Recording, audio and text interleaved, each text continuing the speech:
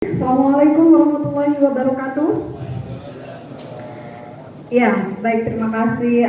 Sebelumnya saya ucapkan terima kasih banyak atas izinnya. Jadi dari yang pertama ada Ketua Korwil Bapak Nasir, kemudian ada Ketua MKKS swasta ada Bapak Dizin, kemudian Pengawas Dinas Pendidikan Kabupaten Probolinggo ada Pak Arif dalam hal ini, dan juga Kepala Sekolah beserta operator sekolah swasta Suprayon 10. Jadi saya janji tidak akan lama, ini hanya membutuhkan waktu. Jadi karena saya sekarang memang sedang mengikuti pendidikan guru penggerak dan salah satu tugasnya adalah menggerakkan. Monggo silakan Bapak. Ya. Jadi salah satunya adalah menggerakkan yang diawali oleh saya sendiri harus bergerak dan menggerakkan. Jadi seperti itu. Nah, ini adalah salah satu hal yang harus dibudayakan atau harus disampaikan. Apa itu budaya berbagi? Salah satu poin yang sangat bagus sekali untuk dibagikan dalam waktu singkat itu adalah tentang budaya positif. Apa itu budaya positif? Mungkin bisa diturunkan the next slide. Jadi budaya positif utamanya kita berbicara tentang disiplin positif Bapak Ibu dan nilai-nilai kebajikan universal. Mungkin dari kita bayi kecil, setelah itu kita bisa berbicara, orang tua kita sudah memberikan kita banyak aturan. Nak, kamu jangan naik, nanti jatuh, tapi kita tetap naik. Kita masuk SD, nak tidak boleh terlambat, tapi kita terlambat. SMP, nak tidak boleh pacaran, tapi pacaran, ya kan? Ada begitu banyak peraturan yang sudah masuk dalam diri kita, tetapi kita tetap melanggar. Mengapa? Belum terbangun disiplin positifnya. Kenapa? Karena kita itu masih cenderung melihat peraturan dan kita mematuhi karena ingin menyelamatkan diri. Bukan dari motivasi diri kita sendiri, masih dari faktor eksternal. Nah, padahal setiap peraturan itu sebenarnya ada nilai kebajikan yang perlu kita pahami terlebih dahulu agar kita tahu mengapa kita harus mematuhi peraturan itu. Monggo Bapak silakan. Yeah. Jadi misalnya nih di ruangan ini ada tulisan kawasan bebas rokok, itu peraturannya. Nilai kebajikannya sebenarnya apa?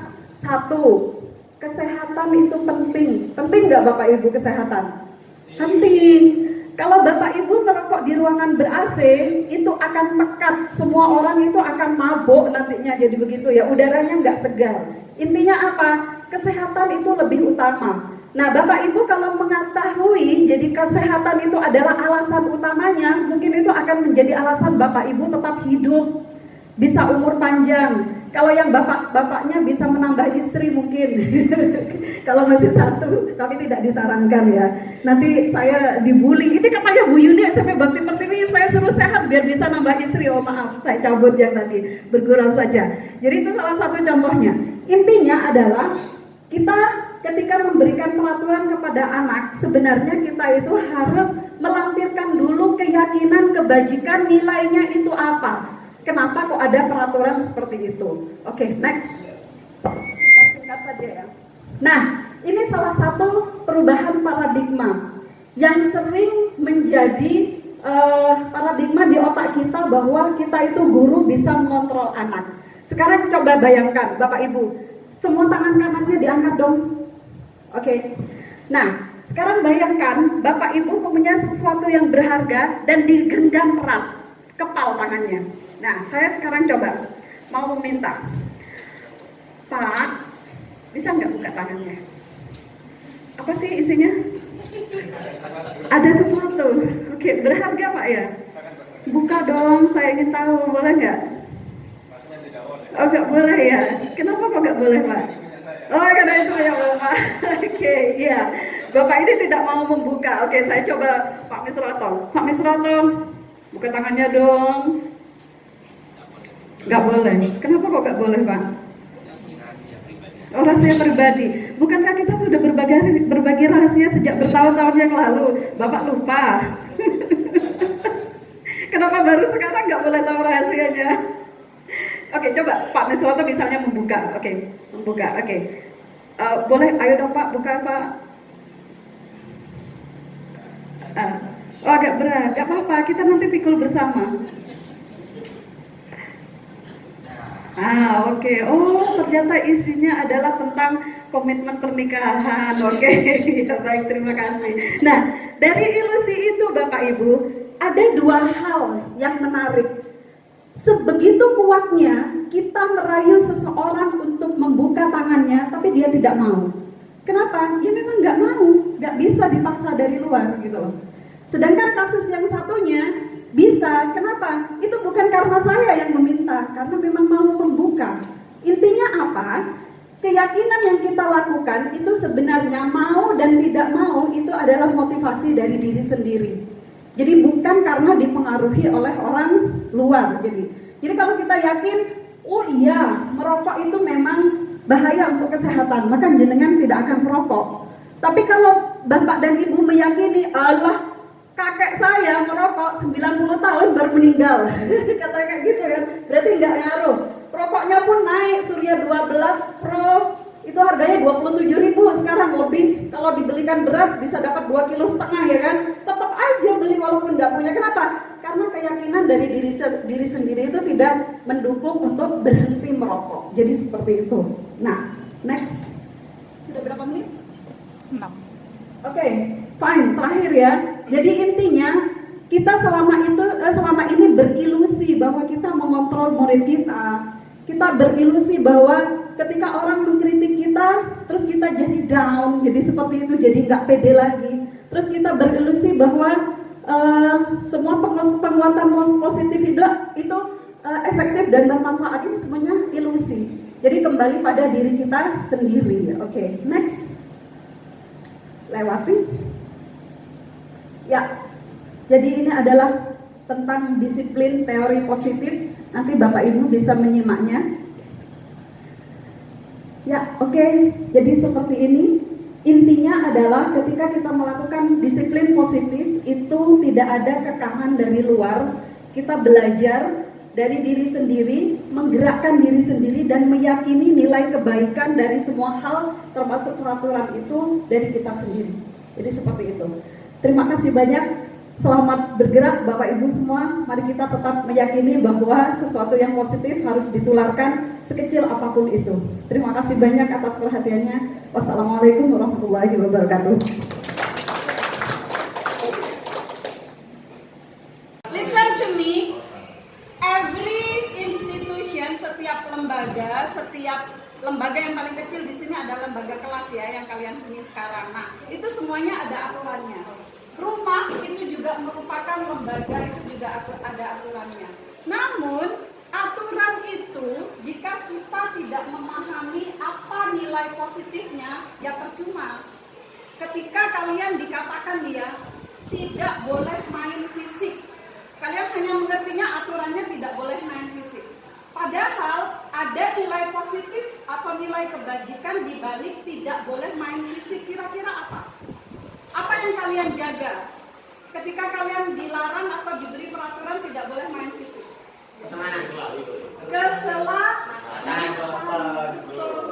Keselamatan, safety. Kalau kalian sudah main fisik, tonjok-tonjokan, dorong-dorongan, nanti ada yang kecepit segala macam terluka, safety-nya sudah terlampaui, safety-nya sudah terabaikan. Itu sebenarnya yang paling utama adalah nilai kebajikannya. Oke? Nah, saya yakin Ustaz-Ustazah semuanya mengajari kalian tentang nilai kebajikan yang banyak. Dan juga di rumah masing-masing pasti ada nilai luhur, nilai kebajikan yang ditanamkan oleh orang tua masing-masing. Banyak itu. Oke? Saya ingin kalian menulis satu saja di sini, berbagi dengan Ustazah. Nanti ditempel di sini, saya ingin tahu nilai kebajikan apa yang orang tua ajarkan di rumah. Seperti kalau di sekolah ada tentang keselamatan. Oke. No, you can say in Indonesia, no problem. Kalau you could say in English, it's okay. Okay. And I will share you one person one. Ingat ya, nilai positif yang diajarkan di rumah. Oke, tulis satu saja. Satu saja. Boleh dalam bentuk satu kata, boleh. Kita mau jaga 300. Nilai Indonesia. Nilai kebajikan itu nilai positif yang sama dengan aturan. Kalau aturannya tadi seperti nilainya tuh sebenarnya apa? Berarti keselamatan, ya, menjaga keselamatan. Di sini ada misalnya boleh jujur, itu juga termasuk kebajikan. Peduli, sayang terhadap saudara. Ya, one only. Oke. Ikhlas nggak apa-apa.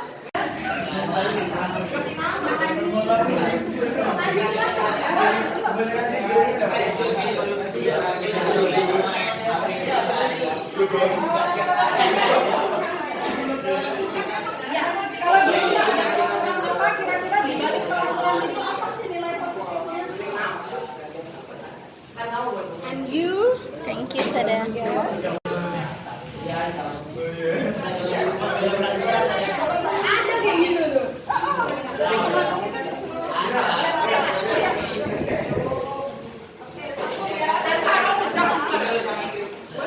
Semua orang pasti punya nilai positif yang diajarkan di rumah.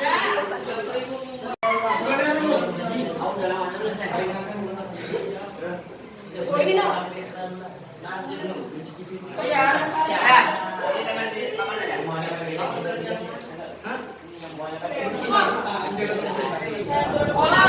sayang aja. Begitu kamu dah. Diajarkan. Padahal no fight. No fight.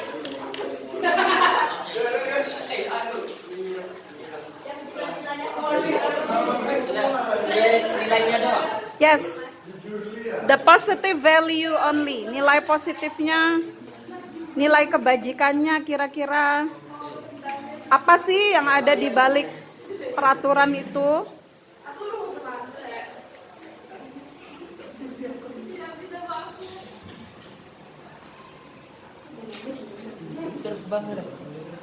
Bill? When you are done, please stick your stickers on the board. Yes, come forward. Silahkan.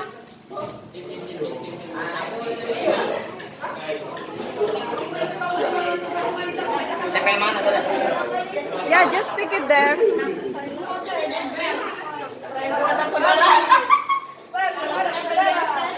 Yes. Ada dua gigi tadi. No, one. Satu aja. Yes.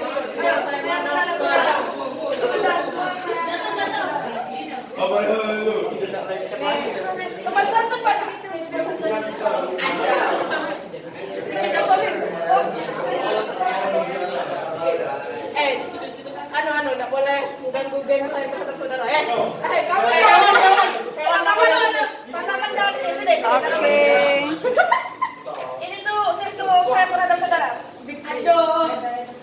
Itu adalah keyakinan kelas yang nilai positif yang dituliskan oleh teman-temanmu. Silakan dibaca dulu mulai dari Kozi. Ya. Menghemat, Oke. perhatian, selalu menanyakan kabar satu sama lain dan selalu memperhatikan hal kecil, Ah. menjaga kesehatan. Aha. Nilai positif yang diajarkan boros. Tidak tahu di rumah adalah diajarkan untuk tidak terlalu boros untuk menghemat kebutuhan biaya hidup. Oke.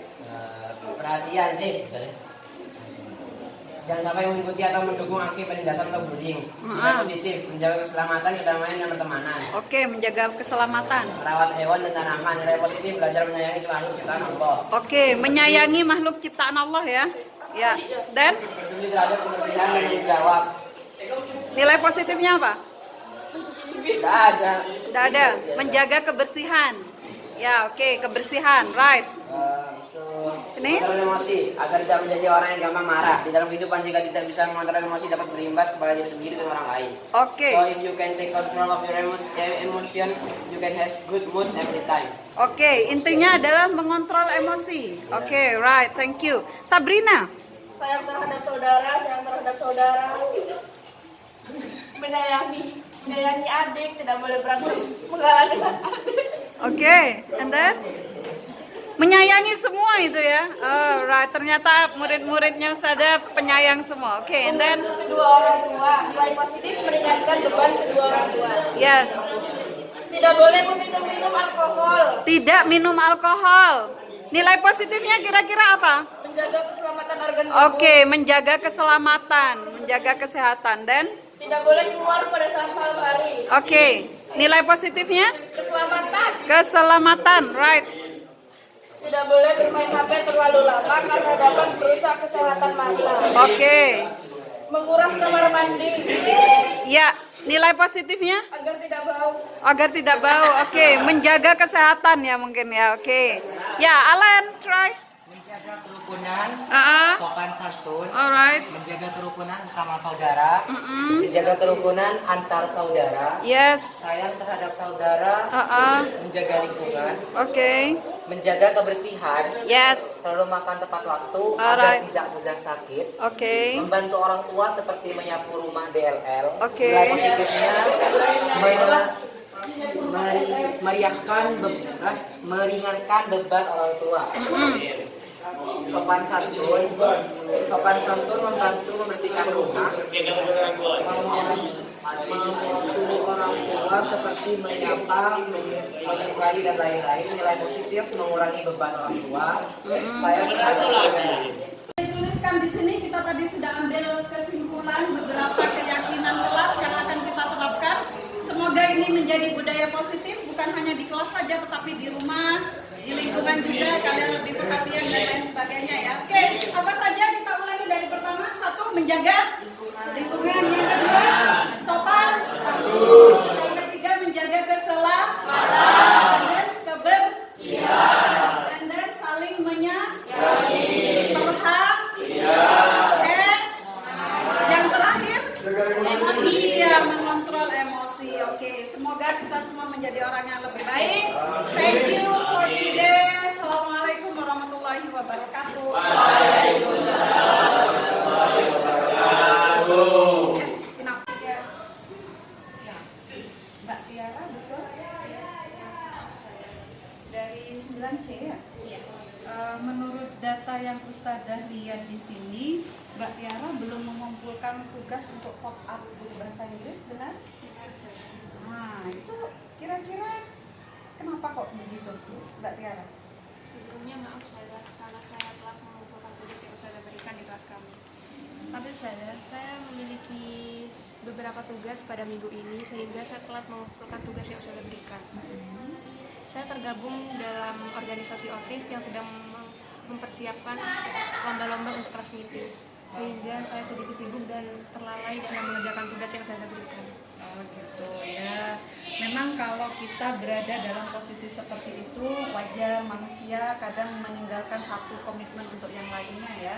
Tapi saudara sebenarnya bangga kamu punya komitmen yang bagus dalam OSIS, jadi melaksanakan tugas-tugas itu dengan baik. Namun akan lebih baik lagi jika komitmen akademisnya, jadi tugas-tugas sekolahnya juga nggak ditinggal ya. Jadi harus dikumpulkan sesuai tepat waktu kayak gitu. Nah, kira-kira gimana ke depannya ini Mbak Tiara akhirnya kalau belum mengumpulkan sampai jeda waktunya ini gimana? Saya meminta perpanjangan waktu, besok pasti saya mengumpulkan tugas itu. Begitu ya? Iya, oke. Nah, Ustadzah mau tanya juga, kira-kira kan di setiap kelas itu ada komitmen kelas ya kan, ada keyakinan kelas. Nah, kira-kira sikapnya Mbak Tiara yang dilakukan seperti sekarang telah mengumpulkan tugas itu sudah sesuai dengan keyakinan kelas apa belum? Tidak, di kelas saya ada nilai kebajikan disiplin dan saya melanggarnya. Oke, berarti kedepannya Mbak Tiara ingin menjadi yang orang yang lebih sukses seperti itu, lebih bertanggung jawab. Iya. Oke, berarti yang Mbak Tiara tempuh di sini Mbak Tiara mau mengumpulkan tugasnya untuk minta perpanjangan begitu ya. Oke, kalau gitu pada tunggu komitmennya. Jadi sesuaikan dengan keyakinan kelasnya, karena itu disiplin positif memang sangat baik. Jadi kalau Mbak Tiara berperan di OSIS, oke, tetap disiplin, tapi sebagai pelajar yang harus memenuhi tugasnya juga tetap harus disiplin ya. Iya. Kalau gitu saya tunggu besok jam 9 sesuai dengan janjinya Mbak Tiara ya. Terima kasih, saudara. Iya, udah kalau gitu silakan kembali ke kelas. Terima kasih. Ya.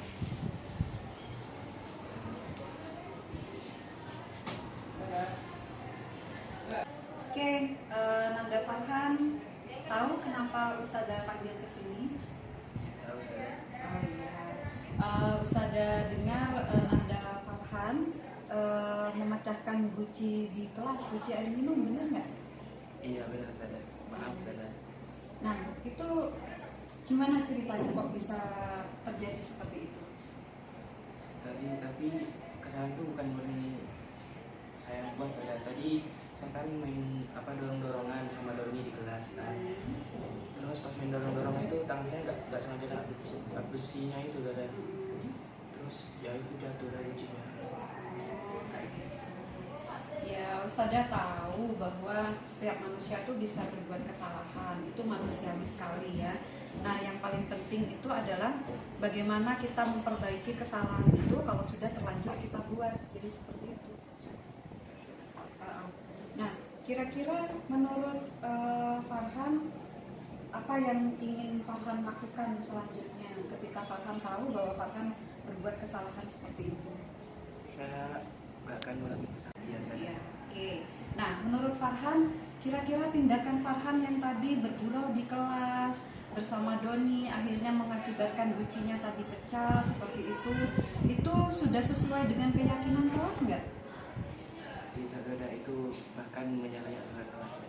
Oke. Apa keyakinan kelas yang ada di kelas kamu seharusnya bagaimana? Seharusnya tertib, tidak boleh main kayak gitu. Oke, seharusnya tertib ya, menjaga ketertiban kelas. Kemudian kalau bercanda atau bergurau nggak di dalam kelas, jadi seperti itu. Dan akhirnya berakibat secara tidak sengaja tadi memecahkan fasilitas kelas kayak gitu ya. Oke. Terus kira-kira tindakan berikutnya apa setelah tahu bahwa kamu seharusnya nggak melanggar keyakinan kelas itu? Oke, setelah saya melanggar, saya tidak akan berbeda dan saya akan bertanggung jawab. Mungkin saya bisa ganti gucinya saya. Sebenarnya nggak perlu. Jadi kamu nggak perlu mengganti guci itu dengan uangmu sendiri. Tapi coba kamu nanti diskusikan dengan teman-teman sekelas kamu. Kan di keyakinan kelas juga ada kepedulian dan sikap gotong royong, ya kan? Iya. Nah, oke, coba buktikan itu. Bisa nggak keyakinan itu menjadi realita, jadi bisa dilaksanakan, didiskusikan bareng-bareng. Jadi sambil Farhan juga minta maaf kepada anggota kelas karena memang bersalah melakukan itu ya. Jadi nanti kalau sudah bisa diambil kesepakatan, teman-temannya juga peduli, jadi gotong royongnya itu terbangun sesuai keyakinan kelasnya, ya digantinya pakai uang kas saja. Uang kasnya di kelas jalan kan, Mas? Ya udah. Nanti mungkin saya akan diskusikan sama teman-teman. Ya, oke, sip kalau gitu. Tapi ingat ya, lain kali harus hati-hati ketika bertindak, dan keyakinan kelas yang ada di sana dilaksanakan dengan baik. Itu juga pembelajaran buat teman-teman. Ya sudah. Nanti Ustazah lihat realitanya, aplikasinya seperti apa, sudah selesai atau tidak kamu mengganti, dan teman-teman kamu juga. Oke? Ya sudah, lebih baik hati-hati di masa depannya ya. Oke, silakan kembali ke kelas kamu. Ya. Waalaikumsalam. Dan saya merasa luar biasa sekali setelah saya menyelesaikan modul 1.1 di awal tentang pemikiran beliau. Awalnya saya berpikir bahwa mengapa pendidikan Indonesia yang sekarang ini katakanlah sudah mau menuju ke modernisasi itu masih menggunakan konsep yang diusung oleh Ki Hajar Dewantoro. Padahal beliau itu hidup di zaman kolonial, di zaman kolonial Belanda. Apakah pemikiran beliau masih relevan dengan apa yang akan kita alami di zaman sekarang? Itu awal pemikiran saya, dan saya sempat menuliskan juga pertanyaan di situ kepada tutor saya. Namun ke arah sini setelah ada beberapa video dan juga ulasan tentang tulisan beliau, saya menjadi sangat kagum. Ternyata betul pemikiran beliau itu tidak lekang oleh waktu dan sangat sesuai sekali kita aplikasikan walaupun di zaman sekarang. Nah, tentang konsep jargon dari Ki Hajar Dewantoro sendiri yang sangat luar biasa dan masih dipakai sampai sekarang, yaitu tentang ing ngarso sung tulodo dan juga ing madya mangun karso tut wuri handayani, itu juga merupakan luar biasa. Di sekolah saya sendiri itu adalah sekolah full day, di mana kami menanamkan karakter yang kuat terhadap anak-anak kami, dan itu merupakan salah satu program unggulan yang sudah ada di visi misi sekolah. Nah, dari sana saja sudah tercermin bahwa memang benar bahwa kita sebagai orang tua atau guru harus menjadi suri tauladan bagi siswa. Bagaimana kita bisa mengajak mereka untuk menjadi lebih baik, memiliki karakter yang baik apabila kita sebagai gurunya tidak memberikan contoh. Nah, itu sudah merupakan hal yang terkait dengan luar biasa dan benar. Kemudian memberikan semangat, ide-ide yang mendukung. Kalau kita berada di tengah, jadi sebagai teman kita juga bisa seperti itu. Dan walaupun kita sendiri tidak menjadi pemimpin, kita berada di belakang, kita harus memberikan motivasi kepada mereka, dan itu merupakan suatu hal yang harus dilakukan oleh seorang pendidik, bukan karena dia merupakan kepala sekolah atau merupakan wali kelas sehingga bersemangat untuk memberikan motivasi, tidak, tetapi semua guru ketika berperan berada di posisi manapun, dia juga harus memberikan motivasi yang luar biasa kepada siswanya. Dan ini jargon yang perlu sekali untuk tetap diikuti dan dilaksanakan. Dan mengenai tentang pendidikan itu sendiri, bahwa di sini Ki Hajar Dewantara memaparkan bahwa dalam pemikiran beliau antara pengajaran dan pendidikan memang adalah dua hal yang berbeda, dan ini sering dipakai bersama-sama padahal mereka itu memiliki makna yang berbeda. Nah, kalau pengajaran sendiri artinya kita mendidik siswa, memberikan pengetahuan kepada mereka, jadi seperti itu sehingga hidup mereka itu menjadi lebih berfaedah. Namun jika pendidikan itu sendiri pengertiannya jauh lebih detail daripada pengajaran, yaitu berarti kita itu memberikan tuntunan kepada mereka. Kita memberikan tuntunan, memberikan nilai hidup, dan bisa berupa nanti nilai budaya, nilai agama kepada mereka disesuaikan dengan kodratnya. Nah, disampaikan juga di video pendek, itu sangat menarik dan melekat dalam pikiran saya, bahwa mendidik atau pendidikan itu ibaratnya jika seorang petani itu menanam padi. Kita bisa memaksimalkan padi itu untuk tumbuh menjadi padi yang luar biasa, padi yang menghasilkan banyak secara maksimal, namun kita tidak bisa mengubah kodrat padi menjadi jagung, atau sebaliknya. Kita mau merubah kodrat jagung, kita tanam seperti kita menanam padi dan berharap itu akan menjadi padi. Itu hal yang tidak mungkin. Nah, dalam hal ini disampaikan bahwa secara implisit bahwa siswa kita memiliki kodrat masing-masing. Mereka harus tumbuh dan berkembang sesuai dengan kodratnya. Nah, kita sebagai guru dan pendidik, yaitu kita menuntun mereka untuk mencapai hal yang maksimal dalam kehidupan mereka, sehingga mereka menjadi seseorang yang berfaedah di masyarakat. Jadi demikian. Nah, kalau saya memandang diri saya sebagai seorang pembelajar, saya sangat bersyukur jika guru saya memiliki konsep seperti itu, karena selama ini saya dididik dengan metode lama, katakanlah demikian. Saya tidak mahir dalam berhitung, tetapi saya dipaksa untuk mengikuti dan mencapai nilai tertentu dalam berhitung sehingga saya merasa stres demikian, padahal kemampuan saya secara mendasar banyak di bahasa. Dan hal itu dulunya tidak disadari oleh pengajar-pengajar sebelumnya. Namun terima kasih kepada beliau semuanya sudah menjadikan saya seperti ini. Nah, ini merupakan juga salah satu kodrat yang sudah dicapai secara maksimal dalam kehidupan saya. Terima kasih.